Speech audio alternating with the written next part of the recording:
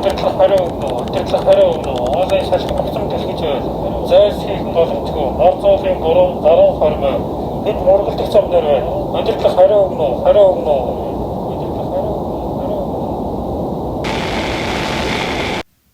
Монголын нисхийн түүхэн дэх хамгийн нууцлаг ослууд.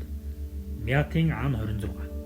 1993 оны 4-р сарын 23-ны өглөө Мят компани 14102 дугаартай Ан 26 маркийн нисэх онгоц Улаанбаатараас Хөлгийн чиглэл рүү ээлжид нислэгийн үйлдэхээр хөөсөн юм. Онгоцонд нисэх багийн 6 гишүүн, зочигч 26 хүн, нийт 34 хүний алтан ам байсан. Гэвч онгоц өлгийд хизээж хүрээгүй. Радио холбоо тасарч улмаар сураггүй алга болсон. Сүүлд холбоо барьсан цаг 12 цаг 50 минут гэж бүртгэгдсэн. Онгоц очих ёстой байсан газартаа хүрээгүй мэдээд 23-ны тэр өдрөө эрен хайх ажиллагааг эхлүүлсэн гэж авиа ослын баримтад судалгаанд тухайн үеийн тайлан түүхэн материалд дурддаг. Өдөр хоног өнгөрч эрен хайх ажиллагаа үргэлжилсэн. 14 хоногийн дараа буюу 1993 оны 5 дугаар сарын 7-нд аимшигт үнэн ил боллоо. Тосон цэнгэлээс урагш 74 км, Захир сумаас цааш 60 км, Завхан Архангай аймгийн Ягзааг дээр мар зууланд хад мөргөн сүрсэн байдалтай олджээ. Ингэж Монголын нисхийн түүхэнд хамгийн харамсалтай ослуудын нэг бүртгэгдсэн юм. Гэтэл асуулт үлдэнэ. Яагаад өлгөөрөө явах ёстой онгоц Завханд осолдсон бэ? Биднэрт дөрвөн шалтгаан гарч ирнэ. Маршрут ба газар зүйн эрсдэл, өндрийн ноцтой алдаа, Новацкийн алдаа, хүний хүчин зүйл. Маршрут ба газар зүйн эрсдэл. Улаанбаатараас Өлгий рүү нисхийн тулд хангаан нурууг давж нисэх шаардлагатай. Энэ бүс нь 2500-аас 3 метрийн өндөр ууластай. Цагаагаар тогтворгүй манан үүл, салхи гинт ширүүсдэг. Тухайн өдөрч манан ихтэй харагдсан муу салхи ширүүн байсан тухай гэрчин мэдүүлгүүд бий. 2 дугаарт өндрийн ноцтой алдаа. Ан 26 онгоц нь үйлдвэрээсээ 7500 метрийн хүртэлх нисэх боломжтой.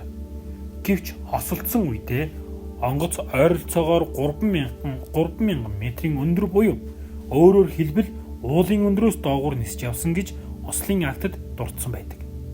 Энэ нь уултай бүсэд аюултайгаар доогуур ниссэн маш том эрсдэл байсныг харуулна. 3 дугаарт Новацкийн алдаа.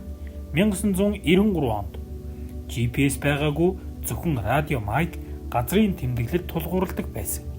Манан дунд уулсын хэлбэр харагдахгүй, чиглэл алдагдах магадлал маш өндөр. Ингэж онгоц өлгий рүү бус Завхан руу гулсан орсон байх магадлалтай. 4-р хүний хүчин зүйл. Шинжээчдийн дүгнэлт туршлага зохион байгуулалтын бүдүүлэг алдаа гэж тэмдэглэсэн байдаг. Үүнд хангалттай өндөр аваагүй, Новацкийг буруу тооцсон, магадгүй диспетчерийн зааврыг үл тоосон гэх зэрэг хүний хариуцлага давмгайлсан гэж үздэг. Ослын цэгт илрүүлсэн аимшигт агшин. 1993 оны 5 дугаар сарын 7-нд эрэл хайгуулын нисдэг тэрэг Марз зүрх уулын орчим нисж явахдаа цасан дундаас онгоцны бөксөн хэсэг LNA гэсэн үсэг тодхон харагдаж байгааг олж илэрчээ. Тухайн үед цагдаагийн тусгай албаны 16 хүний бүрэлдэхүүн ахлагч хушууж ууган гэрэл уулын улаан раднаа зөвлөхөөр явсан баг ослын цэг дээр очсон байна. Тэдний нүд халтрэмдүү зураг цасан дор дарагдсан цогцос зүрх шимшрэм орчин өгдөжээ. Амир эрсдсэн цогцыг эд зүйлсийг цасан доороос цуглуулж төв рүү тээвэрлэх хүн тэсвэрлэхийн аргагүй хүнд даалгаврыг тэд биелүүлсэн. Энэ осол бол зөвхөн техникийн бус, цаг агаарын ч бус, хүний алдаа хариуцлага, нууцлал нийлж бий болсон эмгэнэлт явдал.